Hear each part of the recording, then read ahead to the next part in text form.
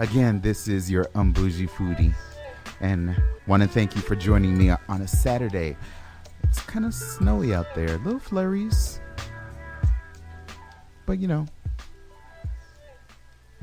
it's always the best time to talk about food and things that are going to be warm and comforting for us. And that's my job. That's what I'm bringing to you, as always, on every show.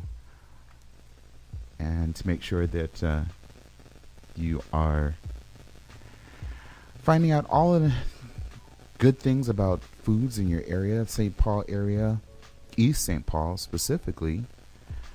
But then also, we also venture out and do other parts of the city as well, because they're just as important. Can't have our neighbors and other brother and sister restaurants out there, and even other foodies, thinking that we don't love you. But we do. We really do. So once again, I want to thank you all so much for being with me this morning. It's going to be kind of, as always, just an open type of discussion. I don't have a guest, so I'm just going to pretend like you all are my guests. You're always my guest every week. So I'm talking specifically to you all out there that are enjoying food just as much as I do. And that's what this show is really about, helping others like yourselves to know that there are places for you to enjoy good food. But we know that we are coming up to a holiday time season, specifically Thanksgiving. So I want to ask you, what exactly are you doing for Thanksgiving? I mean, I know myself, I am, my mic is falling apart here. There we go. Sorry about that. But I live here by myself. I do have, of course, friends in the city and whatnot. But, sometimes you want to just kind of like have them over or contribute to the Thanksgiving dinner. Maybe it might be your first time having Thanksgiving or inviting people over. What exactly are you going to do? Do you have any idea what you're planning to do? I would love to probably hear from some of you. And hey, let me know. Give me an idea of what you think you might be doing for Thanksgiving. You could always feel free to call us here at the radio station on WEQY. The telephone number here to call in if you want to make a comment and talk about perhaps what you might be doing for Thanksgiving. The number here is 651-200-3479. Again, 651-200-3479. In the meantime, I'm just going to kind of mention, that, it really doesn't have to be really difficult for you to have, to host, if you would, Thanksgiving. Especially if you've never done it before. Yeah, you can definitely do it and not have to worry about the headache. Definitely, include friends and family and let them know that, hey, this is going to be your first time, that you would love to host them, other friends, but not because you're saying don't have their expectations really high, but just let them know that, any suggestions that they might offer will be helpful, but also, they might be able to help contribute a dish or two. But if not, and you just want to kind of do it all on your own, that's fine as well. You can do that very easily. I was checking out a few recipes and so forth, and I came across an article, and it's a website that I go to every now and then to get recipes and something interesting that I might do. Allrecipes.com. And it talked about Thanksgiving menus for beginners, all the way up to experts. Those that, you don't really need to have that full-on understanding of what step by step and things to do. If you're just a person that likes to get in there and knows what you're doing and knows how to cook, do that. Definitely do that. Make sure you invite people like myself, please. Because, we want to enjoy it as well. But, of course, it's the ones that, they want to try their hand for the first time at Thanksgiving dinner with friends, family. So that website, again, allrecipes.com, about Thanksgiving menus for beginners to experts. First thing that it talks about, you want to go shopping. You definitely, right now, if you have not already gone shopping to go get your whatever protein you're going to have, whether it be turkey, ham,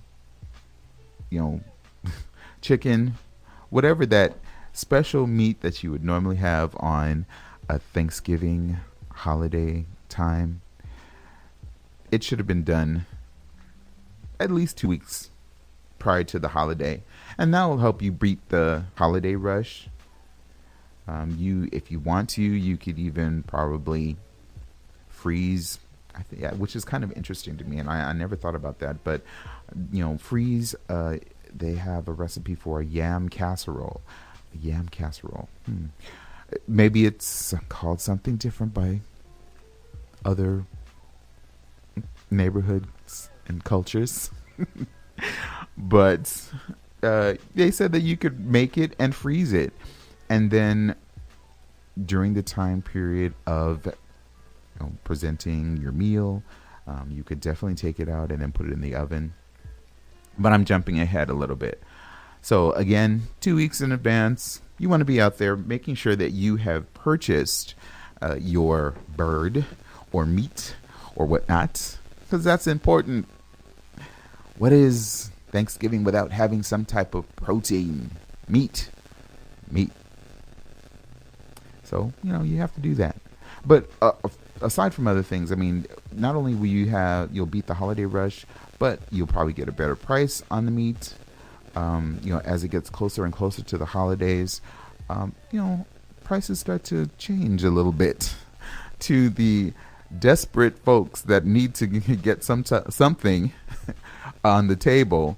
And I don't know, maybe do grocery stores really do that on purpose? Or they just realize supply and demand. The less birds there are, people are going to pay for them. Maybe. You never know. So that's why you're supposed to get out there and get it early. Next, and they're really making this very simple and easy. 2 days before, Thanksgiving, you want to place the, in this case, we're going to say turkey, the bird, the prize bird, in the refrigerator so that it thaws. The larger the bird or the larger the turkey, it's going to probably take another day or so. Suggested on here is that birds larger than 12 pounds will normally require 3 days to thaw. So if there is a special way that anyone out there knows how to thaw a bird in less than 3 days that is over 12 pounds, please let me know, and maybe even allrecipes.com so that they can make a correction. I don't recall, it ever not taking that long. But, I always have left it to my father to get the bird. Or now, I'm not sure if there's someplace here in Minnesota. I won't say Minneapolis, but if it's in Minneapolis, believe me, I would so do it. If there were a live turkey or what would you call it? I guess a butcher, because in Los Angeles they have something like that. Well, literally, it's a butcher. You have all the different types of meats and everything, and in the back there are live turkeys and chicken. But you can go in there and make a request and say, hey, I'd like to get a 15-pounder or, something larger. And sure enough, they will, they will prepare the bird for you because again, they are live. So just know that, yeah, you will probably have to wait a little bit while they prepare the bird, but it's fresh and you don't have to thaw it. But see, that's most likely that occurs in Christmas, I guess, the Christmas holiday. That's what I'm used to seeing when my parents go down there. Um, so shout out to Normandy and Exposition in Los Angeles, folks. If you know Exposition and Normandy and Exposition, it is the turkey place is right across the street from a school. Memories, all memories. Anyway, I'm saying all of that because I wish that there were some place, if someone knows of some place similar to that here in Minneapolis, where you don't have to worry about purchasing a bird that is frozen. You could get one that is live. It's fresh. Literally, I mean, you can, even if you got it probably 2 days before, you could definitely keep it in the refrigerator. Maybe even if you're going to do some type of marinade, definitely begin to marinate that, prior to 2 days before you really want to cook that bird or prepare the bird. And then, trust me, that when I say the taste is so much different than having one that was frozen and then, of course, thawed. I mean, the difference of having a fresh, and you could tell that even with chicken. Chicken is much more accessible, for at least I would think here in the cities. But going with the turkey, it's much different when you have it fresh rather than frozen. And that's not a knock on frozen as well, or I'll say prepackaged rather than frozen. Yeah, I'll keep saying prepackaged, so that you still get a good turnout of that prepackaged bird that was refrigerated to the live one. So just keep that in mind. If you're out right now and you're probably doing your shopping, because hopefully yesterday was payday for folks. Don't go out and spend it on, the holiday season of shopping the day after Thanksgiving. Be with your families. Buy enough food. Or else, invite somebody else in that doesn't have the opportunity to either be with their family and friends. We'll talk about that a little bit later, but moving on, about how easy your menu could be if it's the first time that you're doing Thanksgiving. Definitely want to take care of your bird. Make sure that it's about, it's thawing. Then you want to make, and they're again saying 2 days before Thanksgiving. Your next thing you want to do is cranberry sauce. Now, I know some friends that they would do their own cranberry sauce, and I appreciate that so much more than the canned. And I know the canned can be very convenient, and it could definitely help things along a whole lot quicker. But when you're doing the cranberry sauce from scratch, it works out so the taste that it gives you when you're putting it on ham or adding it to, when you cut a slice of the turkey, whether it be, especially the breast, actually, you cut a nice buttery slice, and then layer that cranberry sauce right on top of the turkey or your ham, and then you use your knife and cut it, and the taste when you are putting it in your mouth is just amazing. So your cranberry sauce, try to do it. It's not hard, it's not difficult. Cranberries are available right now. You could most likely find them at a number of different grocery stores. I remember seeing them last week at Aldi. Shout out to Aldi. That's not a plug. That's not a sponsorship. That's just, I saw it at Aldi. That's it. I'm quite sure that Cub and other local grocery stores, Kowalski's, Lunds and Byerly's have even packaged whole cranberries that you can, do that from scratch. Add a little bit of sugar, some water, and sometimes not even, any sugar. Just have that reduced down in some water, to and a little bit of salt, remember, cranberries are tart, so what you're trying to do is draw out any type of moisture and some water that's already in the pan, letting it reduce.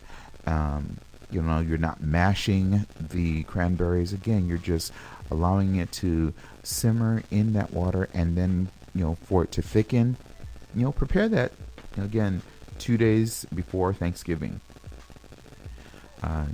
Next would be, if you're baking anything, definitely start preparing those.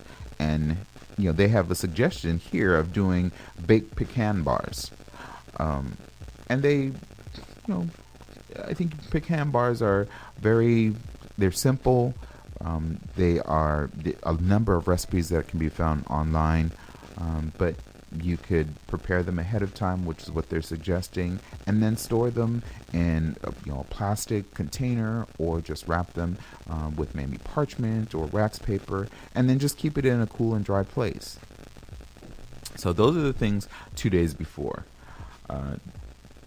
Moving on to the day before, and you're thinking, okay, well, dang, the day before was like, what exactly am I going to be doing the day before? Well, the day before, there are so many people that do mashed potatoes, and stuffing. Stuffing, I don't know about. I'm not too sure if I agree with them on the stuffing, because for me, I want the stuffing to be hot, fresh, and as though it were just made that morning. Here they're suggesting, making the stuffing and then storing it in the refrigerator. And again, this is the day before. You want to also do mashed potatoes and store them in the refrigerator. But see, again, you're thinking, or we're discussing, making it an easy menu and easy for you. Easy or for beginners, because you don't want to have to be running around while your guests are showing up or your family's there. You want to make it just flow very naturally, so that, hey, it's in the oven. I don't have to worry about really doing any type of preparation the day of. Most times anyway, your family is going to either show up the night before or the day of. So if you're able to get all of that out the way, it will give you the opportunity to sit and talk and catch up. And as always, on every show, I always mention how important it is about food, how it brings people together. And during a time, of near the end of the year, when the holidays are coming up, people they really think about their family members and friends and loved ones, just in general. Why not take the time to, make sure that you don't have to worry about busying yourself or being overly anxious about if something's going to be done properly, especially the day when you are supposed to be sitting and talking and laughing and carrying on about loving on your family. That's the importance. Yes, having the discussion about, beginners menus for Thanksgiving, it's nice and all, but there's a purpose behind it. You want to be done with all of those little tasks. They're important tasks because, hey, it's food. But, more importantly, it's a time for you to be with your families. So there are a few other things that they're mentioning, and we'll just kind of go through them. It's like preparing pumpkin cream pie. Now, see, they're giving their own suggestions and so forth on what to prepare. Well, it doesn't have to be pumpkin cream pie. It could be apple pie. For me, it would be bread pudding. Yay. And I may have to actually bring in bread pudding, and I don't know if anybody at the radio station likes bread pudding. I am not saying that my bread pudding is the best and most wonderful thing in the entire universe, just in my world. I know that especially my parents, my father specifically, when I kind of learned the recipe from him, it was, okay, I could do this and not have any type of issue. But I like to put my own spin on it, add a little bit of something else to it. So I will, of course, put extra. There's a lot of condensed milk in my bread pudding.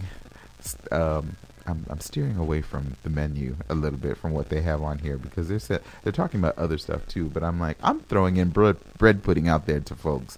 Bread pudding, apple pie. If you're not familiar with, don't worry. It only sounds bad. Making a dump cake or peach cobbler. You can make those the day before and have that set aside. You could always either warm it up. The regular pies you can. Bread pudding, though, dang, you want to have the bread pudding the day of when it comes out of the oven, or you want to have, after you've already cooked your turkey or ham or whatnot, you put the sweets in the oven, and while, the aroma of the actual meat and potatoes and greens and everything is all permeating in the house, then you want to have that aroma of sweetness to roll over you. Not that you are going to roll over like on the couch or something, but yeah. But you want to have that aroma that entices you and lets you know that tryptophan is not going to take over. You're going to stay awake for this. You have to stay awake for whatever is in the oven that is smelling so wonderful and so delicious. So again, day before, bake your pastries, your sweets. Yes, they talked about mashed potatoes. If you really want to go easy, you could always go, to a grocery store and get mashed potatoes. No one will ever know. Just add little chives to it. Chop up some chives. Throw it in the mix. Maybe add a pat of butter extra. Sometimes if you want to add even some garlic powder to it. Not too much, because not everybody likes garlic as much as others. Doctor it up a bit. That's what I'm trying to tell you. You could still, no one would ever know. I'm making light of it only because, as a beginner or someone that's never done it, you don't want to be overwhelmed. Because, yes, there are other ways that you could make mashed potatoes and prepare other things as well. Adding more cream or doing the potatoes, adding cream, adding sour cream, adding cheese, adding other ingredients that would make it more fanciful. But for a beginner, make it easy for you. Make it simple. Don't worry. No one's going to fault you for it at all. If anything, they're going to appreciate the fact and the effort that you put into it and know that you're doing it out of love, not out of any type of adoration. So, moving on. Night before, yam casserole that we talked about, which I'm thinking is probably just candied yams, really. Unless, of course, you put like the marshmallows. But see that, candied yams, marshmallows, mushrooms. No, mushrooms. No, not in candied yams. That was definitely a mistake. It was a slip of the tongue. Because it meant marshmallows. Anyway, you want to put that in the refrigerator to thaw. The turkey gravy again, night before. And this was what you were when you probably have started more, how would I say it? Folks that really do cook food, they will do their gravy the day of because they're using the renderings from the turkey. So again, yeah, we're trying to make this easy for you, especially if you're a beginner and you're not, an advanced cook, but you know how to get in there and prepare, you know. So there are products that are at the grocery store that you can purchase and just add, probably another extra ingredient or two to this product that would make it a suitable turkey gravy.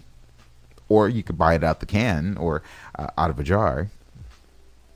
There's nothing wrong with that, though. Nothing wrong with it at all.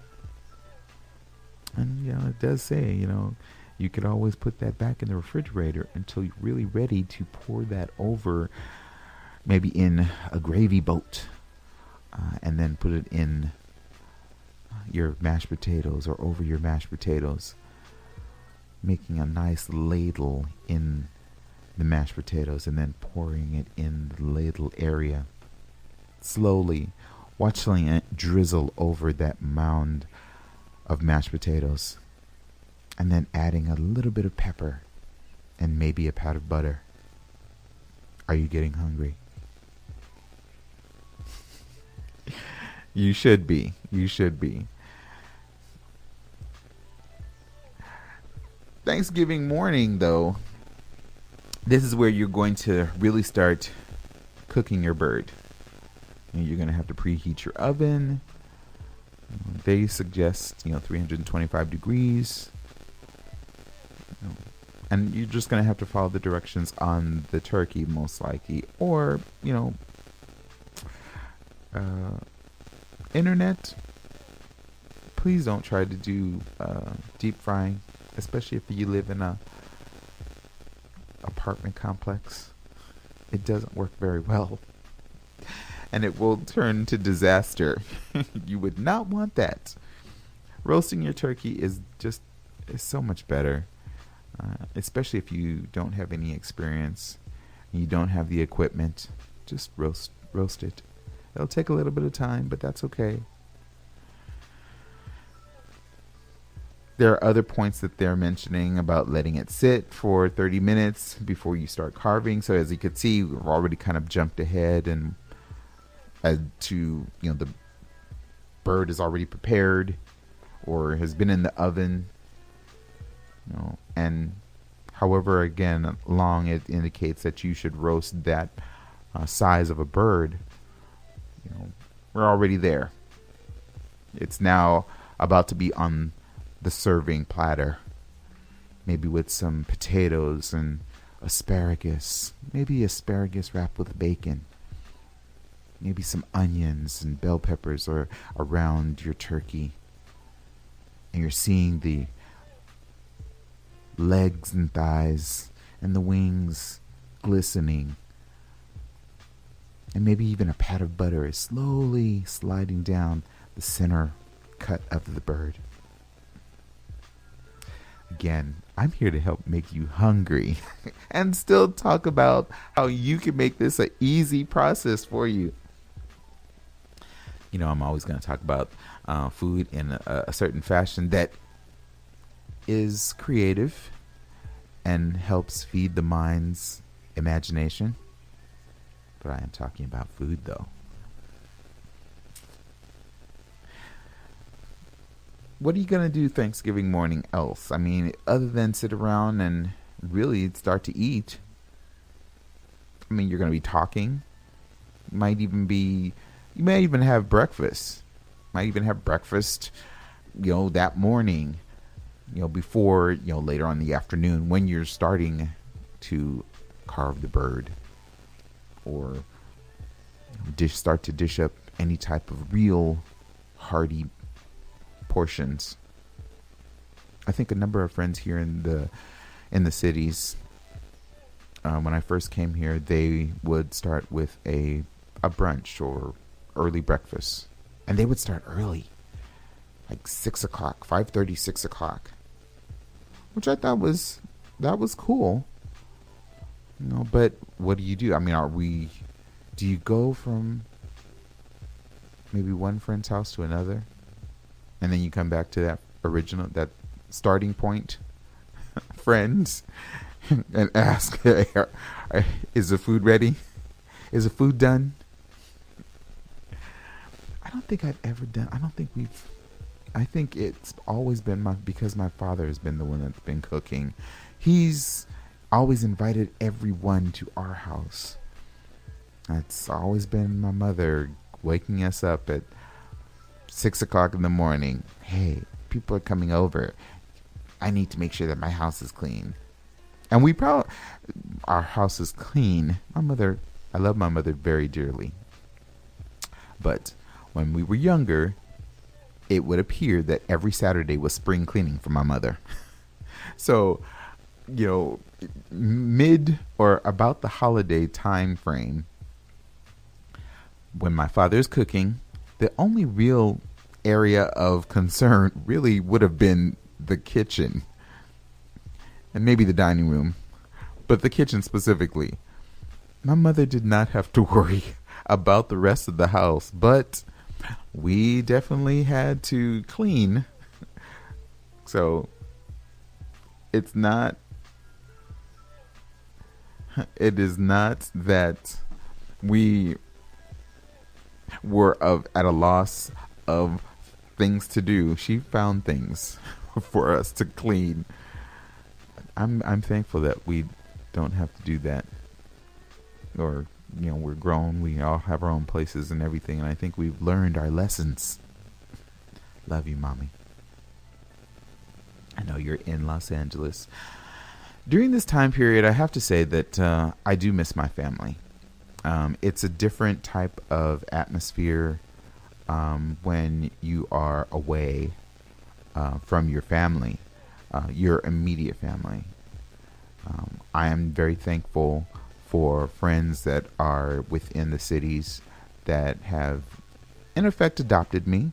So I am not, if you would, alone during these times of the year, of the holidays. If I don't go home and cook with my father, I am over at a friend's house. So again, I'm thankful for that. What are you thankful for? I know some of us have on Facebook, 10 days of Thanksgiving or 30 days of Thanksgiving, whatever the case is. What are you thankful for?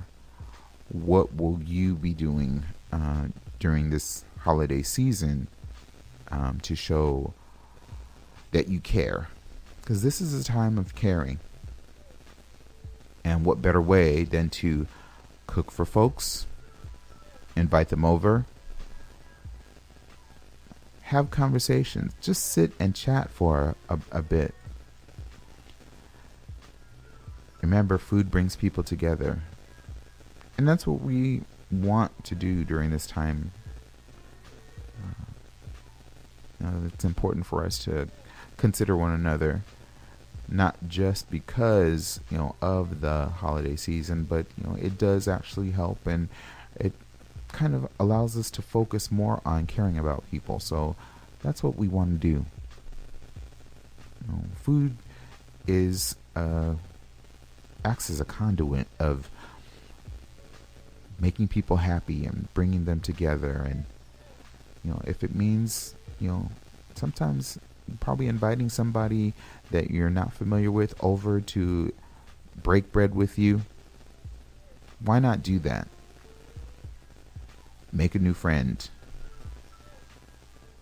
This is not a therapy session. Maybe it is, because I'm talking about food and whatnot, and it probably helps others to get into the mode of caring. But we have more food that we've got to talk about.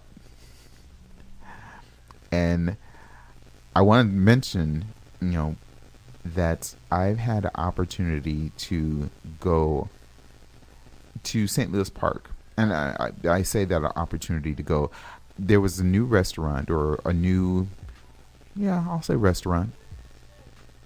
Uh, if you're familiar or not familiar with the West End shops at West End, again in St. Louis Park area, there's a Showplace Icon and a number of restaurants, and it's a nice area. There was a previous restaurant that was called Toby Keith's. I have not had not been there. I missed the opportunity, but it has been actually replaced by another restaurant, which just seems so much fun. It is Punch Bowl Social, and again, that's Punch Bowl Social, and it's a company that has a number of, if you would, of their restaurants in different cities. And recently, last week Saturday, they had a grand opening. A grand opening that I just thought was really awesome, because although tickets were, being sold or were for sale, 100% of those ticket sales were actually going to a great organization, which is NoKid.org. Now, if you're not familiar with NoKid.org, they are a nonprofit organization. And I apologize, that's NoKidHungry.org. They're a nonprofit organization that makes sure that children are not hungry. They, neighborhoods, communities, they are pulling together in different ways, and whether it be through restaurants that are having events, as Punch Bowl Social did, or by other avenues, raffles and so forth.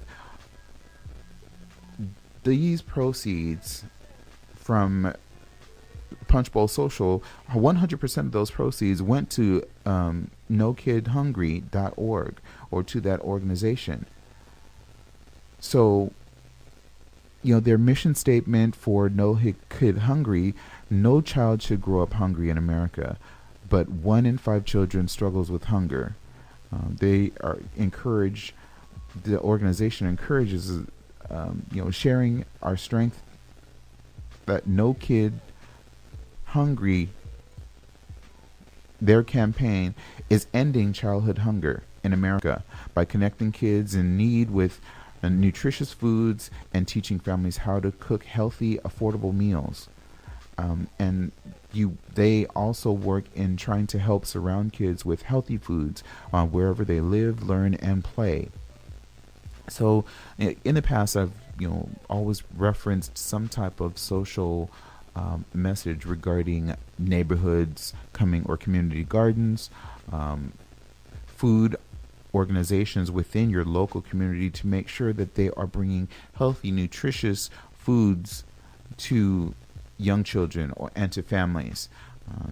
Especially if they are missing the opportunity to have those nutritious foods because of whatever their circumstance, not having a vehicle to perhaps get to a grocery store that offers fresh fruits and vegetables.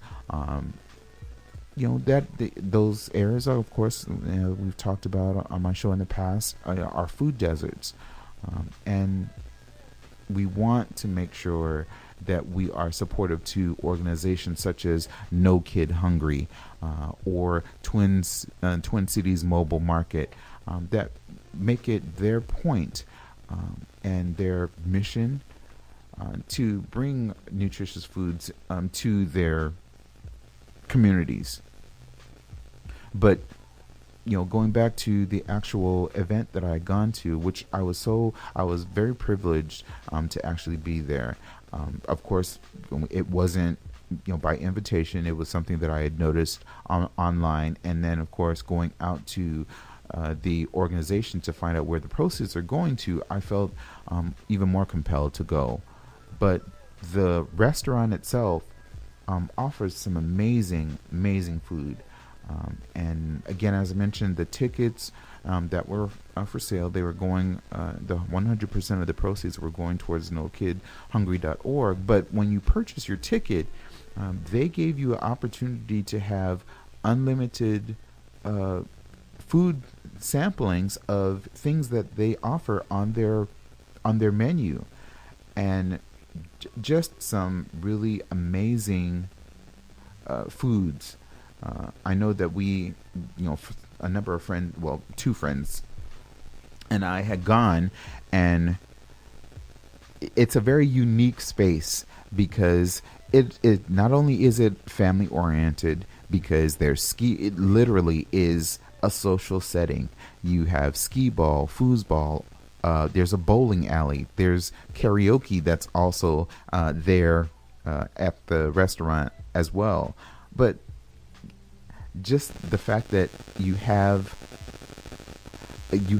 everyone in a social setting, they're very casual, but the food is just amazing. It's on point. I know that we had sliders when we were coming in. They were offering sliders. They had a creamy blue cheese bruschetta that was being presented to folks as they were coming in. Which was just delicious, because I love blue cheese. I don't like it when it's too crumbly, but it seemed as though it was blended very, very smoothly. And so to be on the bruschetta with the tomato and some basil and then that blue cheese, and to have that as an appetizer, as a bite before getting additional items that from the buffet that they offered, was just the awesome starting point. They had what's referred to as Little Street Tacos. Little Street Tacos. This was carnitas in I forgot what the name of the sauce was. I'm surprised at that. But it was carnitas and there was a sauce that was on it. I know later on my friends are going to be like, don't you remember the sauce? I'm like, no, I don't remember the sauce. They'll probably tell me later. Most likely they'll tell me later. They better tell me later. I think if I could probably find it though. There's another restaurant that I'm going to tell you all about in a minute, but this one, again, this was just a perfect setting to be in, because it gave you an opportunity to try so many different samplings there, and it's not just they have a vegetarian type of portion of their menu. There's also a gluten-free. Honestly, I like hummus, but black bean hummus. It was black eyed pea hummus. I did not think I was going to like it at all. And the way that they prepared it, presentation for me is everything. So the way that they prepared it, small little cup with tomatoes and a cucumber and some kettle chip. So again, remember that these are sample sizes and so forth. So it's just giving you a taste of what is available at the venue. Yes, it is a venue or a restaurant that offers adult beverages, but they also offer beverages for young people, for children, families. Again, it is a family environment and atmosphere. But what makes this fun too is that really they mean that it is a punch bowl. Yes, you could have a single serving of a particular drink or whatnot, but punch bowl, an actual punch bowl is, if you want, is brought to your table with the drink of your choice. which again is just really awesome because who doesn't like to sit around a punch bowl and just like pour your own drink or whatnot. I know I do. They had, now I have to say, and I promised that I was going to talk about this. I'm looking at some pictures that I had taken. So if you're interested in finding out specifically some of these different items that are being served, or that they served that for the event on that day, go out to my Facebook page, the Un-Bougie Foodie, and check out the date of November 13th when I place that in those pictures out there to share. But I'm looking at a specific photo that I took that has collard greens, fried chicken, a large cut of ham, which I want to say the chef, the carver.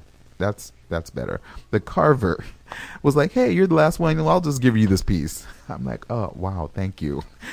But I'm going back to the greens. Whoever prepared, showed them how, whoever prepared those greens, I would like to shake your hand. I would like to thank you for knowing how to season it well. You could actually taste, it was flavorful. There was, how some greens are kind of like mush. Sorry. I'm being real about that.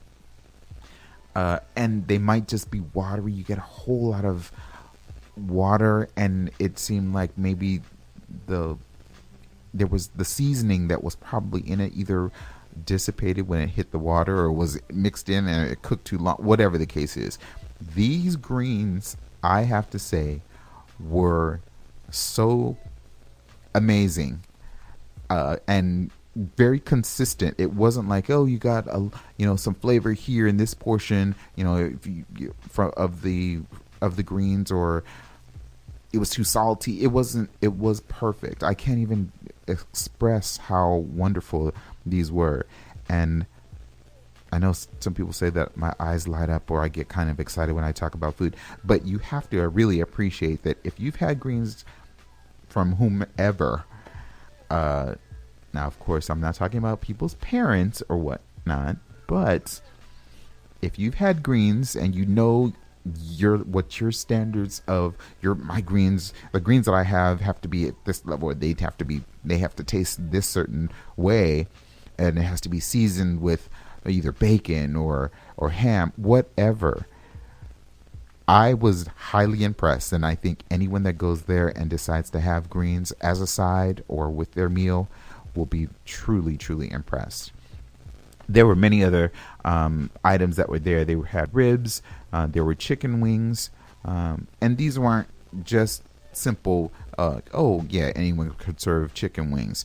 It was cilantro honey on the chicken wings. There was coleslaw that was available. So the restaurant itself is going for a Southern style cooking feel. So you will find, again, as I mentioned, fried chicken, greens. Someone asked as I was going through the process of, the list of the things that are there, what about cornbread? I did not see cornbread. Now, maybe because they didn't serve any, but I didn't see any there. So I will have to do some more investigation and research. And you know how I love to do research, especially when it comes down to food. But definitely, if you get an opportunity, make sure that you check out, Punch Bowl Social. They, again, are located in St. Louis Park, and that's, I believe, 181 Park Place. That's Minneapolis, Minnesota. And that's, you really can't miss it. Really can't miss it. There was one other restaurant, again, that I mentioned I was going to mention, and that is Ice House.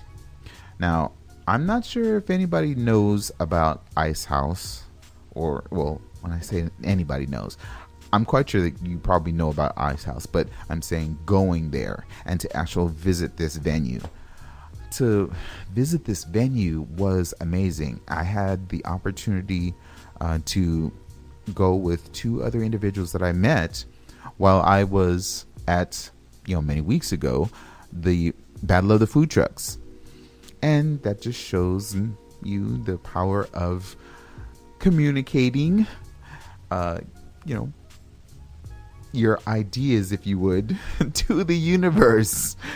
True enough, I was actually doing kind of a live broadcast at the moment, but two other really nice individuals came up to me and started giving me suggestions, and we just talked a little bit more, and they offered me an opportunity to, attend a 10-course meal. Now, this 10-course meal at the Ice House is phenomenal. I just have to say, there's no way that I could describe. I can't find the words. I really was at a loss for words, because this food was so delicious. And again, it took you on a taste journey of these different foods, from the appetizers through to, we, in the middle of this 10-course meal, we had a palate cleanser, which again was an apple sorbet on a cranberry foam and a caramel crumble. So after you're having, all of these different appetizers, and then you get a palate cleanser, I don't know if you want to, what do you call it in the middle? I don't think you really call it anything other than, something that helps clean your palate. But it was amazing. And then we moved on to the larger entrees, root vegetables, and the various sauces, and that specific one was blue cheese, and how they were roasted, and you really have to experience it to truly understand. But the price is phenomenal. So again, that was a 10-course meal, and you're probably thinking, okay, that's kind of a lot. Don't be intimidated by that, because the sizes are perfect for just giving you a taste of a number of the items that are on the menu. So at $40, you're getting this 10-course meal of fabulous tastes, from the appetizers all the way down to the dessert. And I wish I had more time to describe more of the different dishes, but you could see it on my Facebook page with descriptions, I'll have to put more descriptions on there.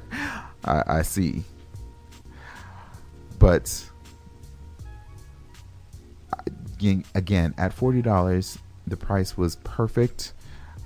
The atmosphere in the restaurant was fitting for either an intimate setting or to have an evening by yourself or with a loved one.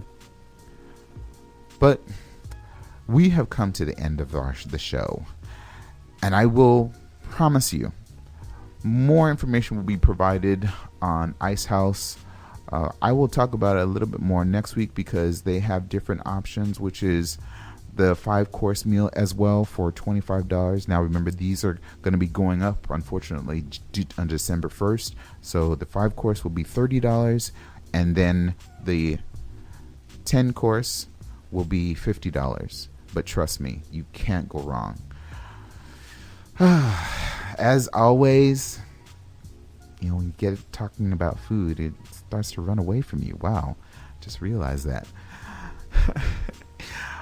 But as always, as I end the shows, I want to encourage everyone to remember that be your own type of foodie, and not let anyone tell you what type of foodie to be. because really it is all about the food. Thank you so much for listening this week. Tune in next week when we'll be talking about more and different and exciting restaurants within the local area. We appreciate you listening here on WEQY. I am once again your host, the Un-Bougie Foodie, Wesley Wright. And until next time, peace.